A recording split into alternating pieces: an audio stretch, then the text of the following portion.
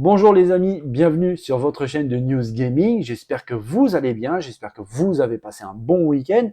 Il a fait beau, ça fait du bien un petit peu de soleil, mais on n'est pas là pour parler météo, alors installez-vous confortablement. On débute tout de suite l'épisode 83 des News Gaming avec des choses assez intéressantes. Allez les amis, c'est parti.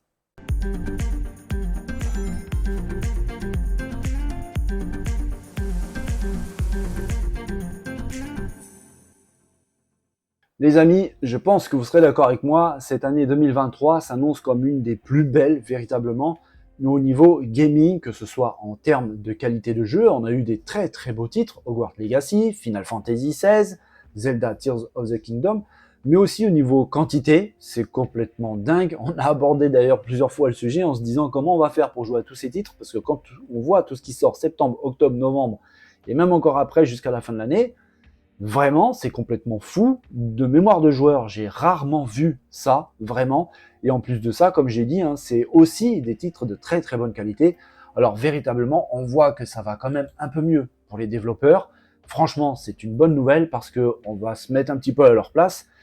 Je suis le premier à leur taper dessus quand il faut, des fois un petit peu trop peut-être, mais c'est vrai que quand on y pense, ils ont traversé quand même une période assez difficile avec la pandémie du Covid, qui a chamboulé complètement tous les plannings, qui a désorganisé toutes les équipes. À mon avis, ça n'a pas dû être facile un petit peu pour eux, cette période, mais véritablement, ça se voit que ça va mieux, le travail a véritablement vraiment repris, avec toutes ces sorties qui s'enchaînent, certes, peut-être un petit peu trop, mais on va pas bouder notre plaisir. En tout cas, il y en aura pour tout le monde, à tous les goûts.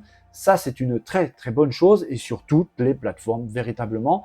Le rythme, vraiment, s'accélère pas, mais reprend en tout cas. C'est son habitude normale et c'est une très très bonne chose. Mais on va pas se mentir, il faut pas oublier l'année 2024 parce que certes, l'année 2023, en tout cas la deuxième moitié, s'annonce complètement terrifiante au niveau de quantité de sorties, mais l'année 2024, à mon avis, va être au moins pareil, si ce n'est plus. Et ça va commencer très vite d'ailleurs. C'est dès le mois de janvier, avec un jeu qui a fait son apparition il n'y a pas longtemps du tout, c'était pendant la Summer Game Fest, et plus longuement pendant l'Ubisoft Forward, c'est ce titre, Prince of Persia, The Lost Crown, qui a été dévoilé donc par l'éditeur français. Ce jeu sort dès le début de l'année 2024, c'est le 18 janvier. Alors attention, on va se méfier un peu, on parle d'Ubisoft, le 18 janvier, s'il n'y a pas de report, s'il n'y a pas de retard. Je pense sincèrement que non, le jeu sera vraiment présenté, en tout cas sortira vraiment le 18 janvier prochain, et vraiment, j'ai une bonne sensation concernant Ubisoft pour cette année 2024, parce que ce n'est pas le seul titre qui est en prévision de sortie. On peut parler aussi, il sera accompagné d'Assassin's Creed Mirage, mais aussi d'Avatar Frontier of Pandora. Tous les deux ont été dévoilés et semblent vraiment très très bons, chacun dans leur domaine respectif. Alors j'espère vraiment que ça va être tout bon, parce que Ubisoft est un éditeur français de très très grand talent, historique, avec énormément de magnifiques licences. Il serait vraiment dommage que l'éditeur français continue dans cette période un petit peu terrible, vraiment. On a envie de le voir relever la tête, moi en tout cas, et j'espère que ce titre, The Lost Crown, va véritablement l'aider. Moi j'y crois parce que le jeu même, évidemment, ce n'est pas un AAA ultra impressionnant, on est d'accord, mais ça s'annonce quand même plutôt pas mal, franchement, de ce que j'ai vu, ça m'a bien plu, donc on verra vraiment ce qu'il en est. Mais quand on parle d'Ubisoft, il y a un autre jeu qui revient aussi. Alors on attendait quelque chose, moi personnellement, j'avais espéré voir un petit peu de trailer, voire même un petit teaser concernant ce titre. Mais en fait, on a eu énormément plus, beaucoup plus. Ce jeu qui était une vraie belle surprise, moi franchement il m'a impressionné. Je sais que chez les abonnés, il en a impressionné aussi, c'est tout simplement Star Wars Outlaws. Ce jeu semble absolument dingue, vraiment magnifique, avec une héroïne qui me semble, à moi, à mon goût, très charismatique. Je la trouve plutôt réussie dans son design.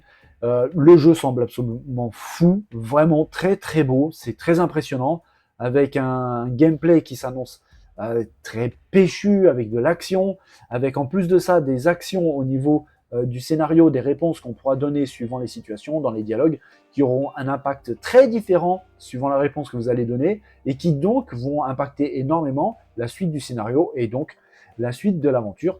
Le jeu, normalement, sortira aussi cette année 2024, donc on verra, hein. Je l'espère vraiment, je le répète, on parle d'Ubisoft, donc on va prendre quelques petites pincettes quand même si je déteste cette expression, parce que c'est vrai que quand on parle d'Ubisoft, on vient tout de suite à l'esprit Skull and Bones, Beyond Good and Evil 2, et qu'on entend parler de temps en temps, mais au final, on voit rien du tout. Là, ce Star Wars, je pense vraiment, va être excellent, parce qu'il y a eu une très bonne et très longue vidéo de gameplay dessus. J'ai trouvé ça vraiment, vraiment bien. On verra ce qu'il en est, hein, au moment de sa sortie, mais franchement, pour Ubisoft, ça sent plutôt bon, et franchement, tant mieux. Un autre jeu de l'univers Star Wars, parce que c'est vrai qu'en ce moment, quand on parle Star Wars, bon, il y a Jedi Survivor, évidemment, qui est sorti il y a très très peu de temps, mais automatiquement, on parle de Outlaws. C'est le Star Wars qui vient à l'esprit parce qu'il a été vraiment marquant. Le jeu d'Ubisoft semble vraiment très prometteur, mais il ne faut pas oublier un autre jeu Star Wars qui a été présenté c'est très très intéressant. Ça a été présenté, c'était l'année dernière, si je dis pas de bêtises. Ce jeu, c'est Star Wars Eclipse. Ce trailer, mes amis, il m'en a mis plein les yeux, vraiment. J'ai adoré ce que j'ai vu. L'ambiance qui s'en dégage, vraiment différente de Outlaws, m'a énormément plu. Vraiment, hein, ce titre de l'univers mythique de George Lucas me paraît également vraiment très très bon. Alors, on n'en sait pas beaucoup plus au niveau de ce jeu, véritablement, mais quand on connaît les papas de ce jeu, qui sont ceux qui s'étaient occupés à l'époque de Detroit Become Human ou alors de Heavy Rain, on peut très bien imaginer un style de jeu avec des choix à faire concernant le scénario, des choix qu'on peut appeler des choix moraux qu'il y avait par exemple dans Heavy Rain ou Become Human. Ça peut sembler aussi, ça peut aller se diriger aussi dans cette direction, mais en tout cas, ce trailer m'a fait énormément plaisir parce que j'ai vraiment la sensation d'être devant un film de Star Wars. Tout me fait véritablement penser à une des super productions de George Lucas. Ça m'a paru vraiment très spectaculaire.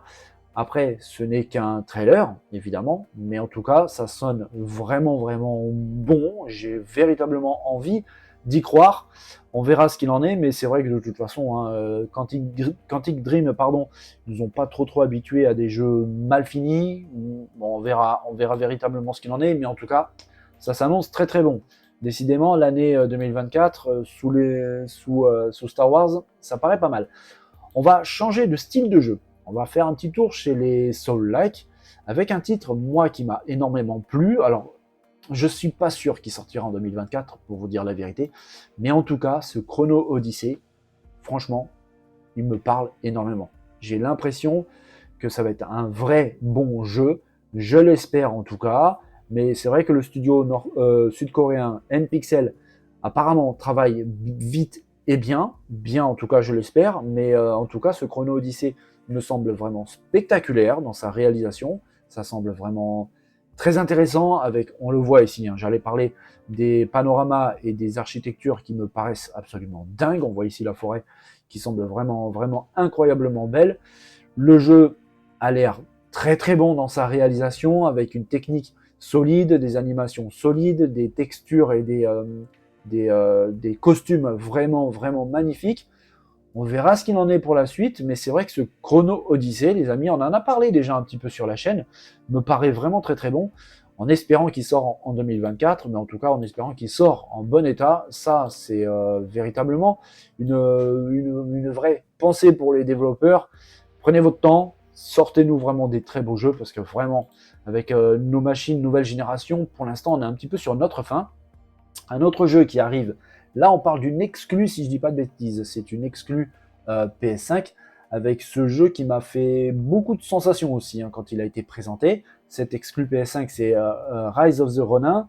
Le jeu s'annonce vraiment aussi très très bon, avec des combats qui semblent vraiment magnifiques, un peu chorégraphiés, un peu dans le style de certains films. Le jeu qui pourrait être apparenté un petit peu à un Ghost of Tsushima ou un Nioh, semble vraiment très très bon. Et d'ailleurs, en parlant de Nioh, c'est le même studio de développement hein, qui s'était occupé de Nioh, même Fallen Dynasty, Final Fantasy Origin aussi. Donc normalement, ils ont une base technique plutôt costaud, ils savent ce qu'ils font.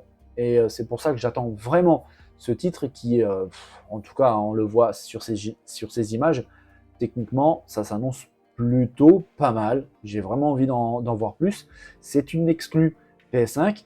Il n'y a pas encore de date définitive, mais en tout cas, l'année 2024 est arrêtée pour ce titre.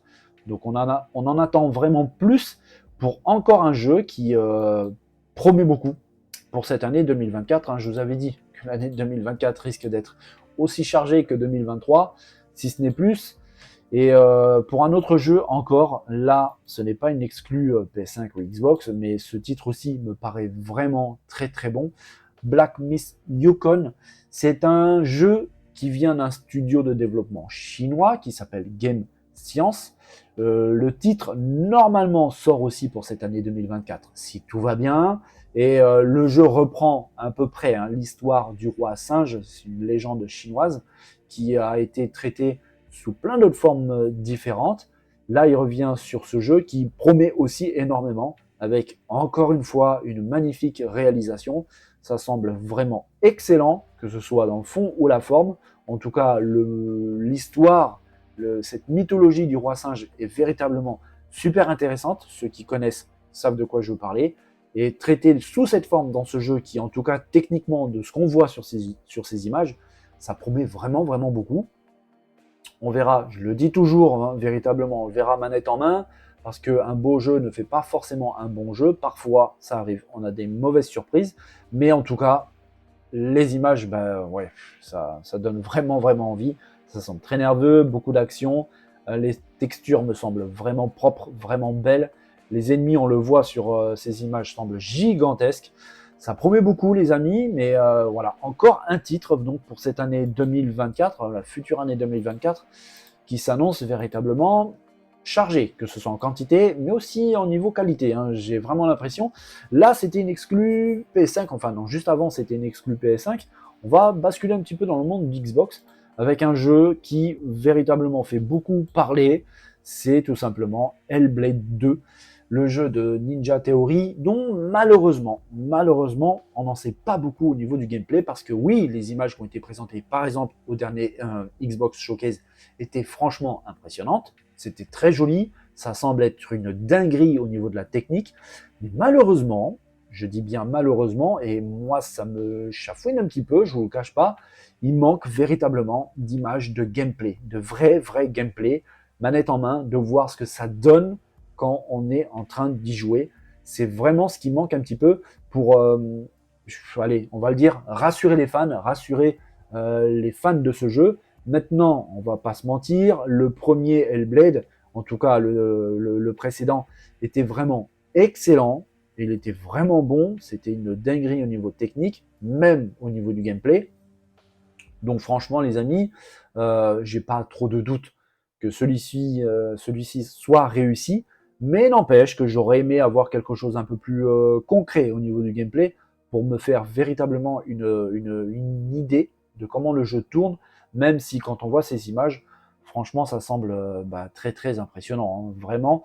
Mais en tout cas, forcément, ce Hellblade est très attendu par les fans, y compris moi, et on verra ce qu'il en est, mais en tout cas, l'année 2024 s'annonce absolument monstrueuse, avec un autre titre, toujours chez Xbox, qui était très très attendu et qui a été présenté aussi pendant le Xbox Showcase. Ce jeu de Playground Games, c'est tout simplement Fable. Fable qui a surpris un peu son monde. Moi, je vous le cache pas, j'étais un peu surpris parce que je pensais franchement voir quelque chose autour de Fable, mais pas autant que ça. Alors, c'est pareil un petit peu que Hellblade 2. J'aurais aimé voir quelque chose de très très concret au niveau du gameplay. Maintenant, ce que j'ai vu m'a énormément rassuré, même si on voit ici le design du personnage principal, enfin je ne sais pas si ça sera le personnage principal, mais qui est pas très très attrayant au niveau du visage, mais n'empêche que les expressions faciales, on le voit ici, sont vraiment excellentes. Le jeu semble très solide au niveau de la technique. Après, pardon, les développeurs de ce jeu sont quand même les papas de Forza, donc niveau technique, la maîtrise elle est là, ça c'est clair. D'ailleurs, ils utilisent le même moteur 3D de Forza, un peu modifié, un peu amélioré, pour développer ce Fable, qui semble véritablement très très bon aussi. Normalement, si tout va bien, il devrait sortir aussi pour cette année prochaine de 2024. Quand je vous disais que ça allait être chargé au niveau quantité et qualité, vraiment, on en est là. Un autre jeu qui, par contre, lui, s'est fait un petit peu désiré pendant cet Xbox Showcase. J'avais vraiment envie d'en savoir plus de ce titre qui me paraît vraiment très très bon au niveau de l'ambiance, au niveau du gameplay. C'est Perfect Dark. On n'a pas eu d'image de Perfect Dark, mais évidemment, il est toujours en développement. Normalement, il est prévu pour sortir aussi pendant l'année 2024. Évidemment, on n'a pas de date précise. Hein. Je ne sais pas s'il sortira première moitié de 2024 ou deuxième moitié, mais en tout cas, le développement se passe apparemment plutôt bien. Et les équipes de développement travaillent bien sur ce titre. Le jeu continue son cours au niveau du développement et il devrait sortir, oui, c'est confirmé pendant l'année 2024. Mais c'est vrai que c'est un jeu aussi qui est vraiment très très attendu. Je vous dis, hein, j'aurais aimé voir quelque chose sur ce titre pendant le Xbox Showcase. Ça n'a pas été le cas, mais mon petit doigt me dit que Microsoft, tout comme Sony d'ailleurs, hein, prépare autre chose, un autre State of Play pour Sony. Peut-être octobre-novembre, on verra vraiment. Mais aussi une prise de parole aussi d'Xbox. Et peut-être que Xbox a gardé des cartouches sous la main, par exemple The Perfect Dark, hein, on verra bien ce qu'il en est. Mais à mon avis, dans pas trop longtemps, on verra des images de ce jeu, y compris d'autres, peut-être même des surprises. Un autre jeu aussi qui va arriver, ça normalement, c'est pour l'hiver prochain. Ce titre qui a été révélé, c'est tout simplement un Final Fantasy VII Rebirth qui s'annonce vraiment très très bon aussi, excellent, avec un monde pseudo ouvert, mais en tout cas qui a l'air d'être ouvert, mais je suis pas convaincu que ça sera totalement le cas. Mais en tout cas, c'est vrai que ce remake semble très prometteur, vraiment très très bon, avec une réalisation technique. On le voit sur ces images, ça semble vraiment très très beau. On verra, mais en tout cas, les fans de Final Fantasy VII, je pense qu'ils sont un petit peu hypés par ce titre, qui me paraît excellent dans sa réalisation. Alors ça, évidemment, pour l'instant en tout cas, c'est une exclue PS5. Final Fantasy VII Rebirth qui arrive donc l'hiver prochain. Oui, les amis, l'année 2024 s'annonce complètement folle. Et là, il y en a plein de jeux dont je ne vous parle pas, notamment aussi sur Nintendo Switch. Une énorme rumeur court toujours sur Metroid Prime 4. Ça n'a pas été présenté pendant le Nintendo Direct. On verra ce qu'il y aura de révélé pendant le Nintendo Live du mois de septembre prochain. Ça va se dérouler à Seattle. Mais c'est vrai qu'un événement aussi important en live, dont ça n'a pas été possible dernièrement à cause notamment de l'épidémie du Covid, peut-être que Nintendo, qui a sorti des très très belles choses pendant son Nintendo Direct, aura à cœur de présenter d'autres choses hyper intéressantes pendant son événement du mois de septembre. Peut-être que Metroid Prime 4 fera partie de l'aventure, mais en tout cas, c'est vrai que cette année 2024 qui arrive s'annonce vraiment chargée. Encore une fois, on ne va pas bouder notre plaisir. C'est tant mieux, c'est très très bien. Ça veut dire que les équipes de développement derrière travaillent bien, que les sorties s'enchaînent. C'est vraiment une très très bonne chose. Et puis ça nous permet aussi à nous, joueurs, de s'amuser, de donner à manger à nos machines, parce que il va falloir les nourrir aussi. Et puis toute cette variété de jeux, parce qu'en plus de ça, il y a beaucoup de choses de différents, ça permet de contenter un peu tout le monde. Il y a de la qualité, il y a de la quantité, il y a de la variété. Ça fait un moment qu'on n'avait pas eu ça. Eh bien, franchement, c'est super, on n'a plus qu'à en profiter. 2024 s'annonce vraiment, vraiment bien. Les amis, on va faire un petit retour en arrière, pas très très loin, en 2019. Est-ce que vous vous souvenez de Google Stadia? Alors, je pense que oui, moi je m'en souviens très très bien. À l'époque, j'avais pas encore ma chaîne YouTube, mais c'est vrai qu'au moment où Google a présenté son service de streaming, je vous avoue que j'avais pas très bien compris en fait. J'avais pas très bien compris. Je vais vous expliquer pourquoi.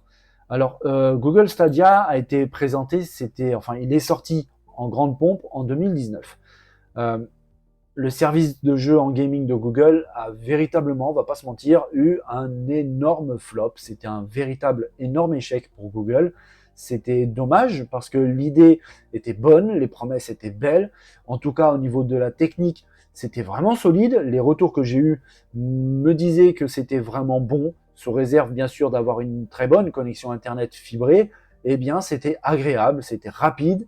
Il y avait vraiment quelque chose d'intéressant autour de ce Google Stadia qui malheureusement n'a pas fonctionné à cause de pas mal d'autres problèmes et notamment une position tarifaire étrange, le fait de devoir être obligé d'acheter tous les jeux pour pouvoir y jouer, ça refroidit énormément les joueurs, les gamers, surtout qu'en face, bah, il y a le Game Pass de Microsoft qui a un succès, qui commençait à avoir un certain succès et qui avait surtout une approche tarifaire beaucoup plus intéressante. Vous payez votre abonnement et vous avez accès à tous les jeux présents dans le Game Pass. Ça a véritablement mis un coup d'arrêt, je pense, à Google Stadia. Plein d'autres petits soucis autour qui ont fait que bah, la sauce n'a pas pris. C'est vraiment dommage parce que véritablement l'idée était très très bonne avec par exemple la possibilité de rejoindre dans un jeu un YouTuber que vous êtes en train de regarder, il est en train de jouer à un jeu, si le jeu donne la possibilité de rejoindre votre YouTuber préféré, eh ben, il suffit d'appuyer sur un bouton dédié et vous le rejoignez. Pareil, vous pouvez aussi regarder une démo, un trailer sur une vidéo, un jeu qui vous plaît, vous regardez la vidéo. Si vraiment le jeu est intéressant et que vous avez véritablement envie de l'essayer, bah, il suffisait d'appuyer sur un bouton dédié et de suite, vous passez de la démo, du trailer, au jeu, manette en main. Ça, c'était des très très belles promesses. Malheureusement, ça n'est jamais arrivé, ça s'est jamais concrétisé. C'est bien dommage parce que franchement, l'idée était pas mal. Mais je vous ai dit que j'avais pas trop compris en fait pourquoi Stadia, alors que Google est déjà présent partout, véritablement partout, grâce à YouTube. Alors évidemment, vous pouvez avoir des chaînes YouTube de tout et de n'importe quoi, de cuisine, de mécanique, de soins pour animaux et évidemment de gaming. Nous sommes sur une chaîne de news gaming. Donc le jeu vidéo a une place hyper importante déjà dans YouTube, mais vraiment importante. Et ça, dans une variété incroyable de jeux. Sur toutes les plateformes, tout est traité, tout est montré sur YouTube. Et je me suis dit à l'époque, au moment où ils ont présenté Stadia, mais pourquoi faire un service dédié au jeu avec ce nom Stadia? Personne ne comprenait trop ça, avec une position marketing tarifaire compliquée, alors que YouTube est déjà présent chez quasiment tout le monde. Tout le monde a YouTube sur son smartphone, sur sa tablette, maintenant avec les télé connectés. Pourquoi ne pas faire une section gaming propre dans YouTube? Eh bien, peut-être que Google a imaginé ce que moi j'avais imaginé à l'époque, mais il y a une énorme rumeur qu'en ce moment, et ça a été plus ou moins confirmé par le Wall Street Journal, comme quoi YouTube, enfin Google, est en train de travailler sur une solution de gaming appelée YouTube Playable au sein même de YouTube. Vous allez pouvoir, peut-être, si ça se concrétise, jouer à vos jeux favoris au sein de YouTube avec peut-être un onglet dédié, avec peut-être un bouton dédié, mais vous allez pouvoir jouer à vos jeux favoris directement, vraiment, sur votre application YouTube. Que ce soit sur smartphone, sur tablette, sur PC évidemment, sur télé connectée. Alors pour l'instant, je ne sais absolument pas comment ça va se traduire, ni au niveau des jeux, comment on pourra avoir accès aux jeux. Est-ce que ça va être quelque chose de récurrent au niveau de tous les jeux, ou est-ce que ça va être sur une sélection de petits jeux, on va dire casual gamer, avec des petits jeux genre de réflexion, des choses comme ça. Mais c'est possible que ça aille beaucoup, beaucoup plus loin que ça. Parce que, je rappelle, on parlait de Stadia tout à l'heure, la technique de Stadia était vraiment très très bonne. Peut-être que Google a envie, tout simplement, de faire basculer cette technique existante, même si elle est arrêtée, mais elle est tout de même existante, pour la mettre en service vers YouTube. Ça serait véritablement une idée. On peut très bien imaginer aussi que Google reprenne les idées qui avaient fait un petit peu le succès, en tout cas de l'intérêt des joueurs pour Stadia, c'est-à-dire de basculer d'une démo ou d'un trailer au jeu lui-même en direct, quasiment instantanément. Ça peut se faire aussi. Ça serait une très très bonne idée. Mais en tout cas, la base des joueurs est déjà là, parce que, je le répète, YouTube est absolument partout. Vous êtes là en train de regarder une chaîne YouTube, et d'ailleurs, je vous en remercie, mais c'est vrai que l'idée était là dès le départ. C'était là dès le départ, et j'ai vraiment pas compris pourquoi Google s'est pris la tête à faire un montage, à mettre des studios de développement à faire des jeux, à développer des jeux pour Stadia, alors que YouTube était déjà là, tout était déjà devant eux, ils avaient déjà le choix dans leurs mains, ils avaient tout en main pour pouvoir se lancer vraiment. Alors déjà c'est une bonne chose, en tout cas pour Google, parce qu'ils voient très bien le succès qui commence véritablement à prendre avec le Xbox Game Pass. Microsoft commence franchement à prendre position là-dessus. Il y a le PlayStation Plus aussi, qui marche plutôt bien hein, chez Sony, chez PlayStation. Ils voient très bien aussi la concurrence, par exemple Netflix, qui rachètent aussi, ils sont assez discrets, mais ils rachètent aussi des studios, ils commencent à prendre place au niveau du gaming avec leurs services. Il y a Apple qui s'intéresse de plus en plus au niveau du jeu vidéo. On l'a vu par exemple à la WWDC que Hideo Kojima est en train de travailler sur des jeux pour Apple. Apple qui commence aussi à s'intéresser très sérieusement au gaming. Donc, il y a Amazon aussi qui développe aussi fortement sa partie gaming. Google ne pouvait pas rester les bras croisés. Ils ont eu un énorme échec, on ne se le cache pas du tout, avec Google Stadia. Mais ça ne veut pas dire que tout est perdu. Google a une puissance financière extrêmement importante. Ils ont une place extrêmement importante chez les foyers de absolument tout le monde, avec Google Chrome, avec YouTube. Et c'est vrai que cette idée d'utiliser YouTube, qui est déjà en place chez les gens, pour pouvoir se lancer dans le gaming en streaming, c'est une excellente idée. Et c'est à quoi j'avais pensé dès le début, quand j'ai vu Stadia arriver. Franchement, je le répète, je n'avais pas vraiment compris le truc. Et je pense que je ne suis pas le seul, et c'est d'ailleurs peut-être aussi en partie pour ça que le service n'a jamais véritablement fonctionné, en plus de toutes ces histoires au niveau du marketing, du prix des jeux, ainsi de suite. C'était véritablement un peu compliqué. Bref, on verra vraiment ce qu'il en est, mais c'est vrai que actuellement, je vous le disais, le Wall Street Journal a diffusé cette news que comme quoi, en ce moment même, dans les locaux, dans les studios de Google, il y a un jeu que les développeurs, que les employés de Google peuvent déjà jouer sur un onglet dédié sur YouTube, mais en interne. C'est très probablement pour faire un essai. Ce jeu, le voici. Hop, vous pouvez jouer aussi. Hein, vous tapez sur Google Stack Bones. Et vous faites face à ce petit jeu sur navigateur où il faut faire descendre cette bille sans toucher les cases noires. Voilà. Et vous gagnez ainsi de suite des niveaux. Pour l'instant, c'est ce jeu qui est en test dans les locaux de Google et de Studio pour les employés de YouTube qui sont en train de tester cette fonctionnalité. Et il semblerait vraiment que Google se dirige vers du gaming avec cette solution YouTube Playable. On verra si dans un futur proche ou lointain, si ça va être mis en place. Mais je pense franchement que oui, et c'est une excellente idée pour Google de véritablement utiliser ce média, parce qu'on peut l'appeler comme ça. Beaucoup de personnes maintenant regardent plus YouTube que la télévision. Ce serait une façon incroyable pour Google de toucher le maximum de personnes quasiment instantanément. Il n'y a pas de service à mettre en place, il n'y a pas d'infrastructure à mettre en place. Tout est déjà là. Tout est déjà là. Microsoft a été obligé de mettre en place le Game Pass, de partir de zéro pour arriver là où ils sont aujourd'hui. Stadia, c'était un peu la même chose. Là, non. Il y a évidemment des ajustements, des réglages à faire, présenter les choses et que ce soit aussi très intéressant. Mais en tout cas, tout est quasiment prêt. Donc on verra vraiment si ça se vérifie ou pas. Mais il semblerait vraiment qu'on se dirige sur quelque chose de très intéressant au niveau du gaming chez Google et donc YouTube. Allez, on va faire un petit tour sur un sujet qui enflamme véritablement Internet, surtout Twitter en ce moment, autour d'un jeu qui est très attendu, qui sort le 6 septembre prochain, c'est Starfield. Alors Starfield qui cristallise énormément de choses, parce que c'est un jeu extrêmement attendu, vraiment, que ce soit par les fans, par Bethesda, l'éditeur, mais aussi par Xbox, franchement, qui a besoin d'un méga titre pour vraiment faire du bien à toute la communauté Xbox, que ce soit les joueurs et évidemment le constructeur lui-même. Mais c'est vrai que ce jeu qui cristallise beaucoup de choses va aller encore un petit peu plus loin là, parce qu'il y a une personne sur Twitter qui a posé la question dans le canal officiel de Bethesda, et notamment le canal Bethesda Support. Il a demandé si le jeu allait sortir en physique ou en démat.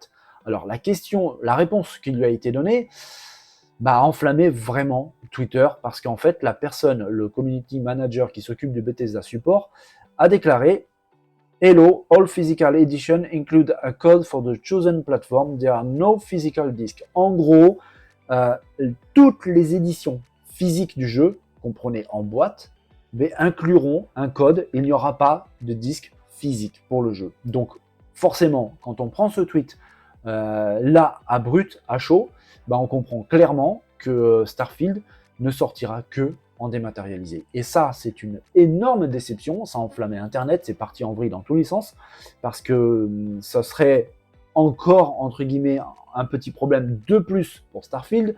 Vous vous en souvenez, on en a d'ailleurs parlé sur la chaîne, qu'il y a cette histoire comme quoi le jeu ne sortira pas en 60 fps mais en 30 fps. Ça a déçu beaucoup de monde. Maintenant, il y a cette histoire autour du jeu potentiellement qui sortirait seulement en dématérialisé. Et bizarrement, ce tweet a été supprimé très peu de temps après. Alors, est-ce que la personne s'est un petit peu emmêlé les pinceaux? Parce qu'il faut savoir que peu de temps avant, dans le fil de discussion sur Twitter, il faisait mention énormément de fois à l'édition collector. Peut-être que la personne qui s'occupait de la réponse s'est un peu emmêlé les pinceaux, parce que c'est vrai que très peu de temps après, sur Twitter, mais espagnol, le Bethesda espagnol, il a été déclaré tout à fait autre chose. Et je vous le montre. Donc, ce tweet, alors là, je vous le traduis direct. Il est dit « Bonjour partenaire, cela dépend de l'édition. Par exemple, le standard a un disque, tandis que l'édition Constellation, donc collector, a un code gravé sur un objet de collection que vous pouvez voir sur l'image. » Et si on zoome un petit peu cette image, on la prend ici en gros plan, on voit très bien ici donc la page de présentation en espagnol de l'édition Constellation, qui est donc l'édition collector de Starfield.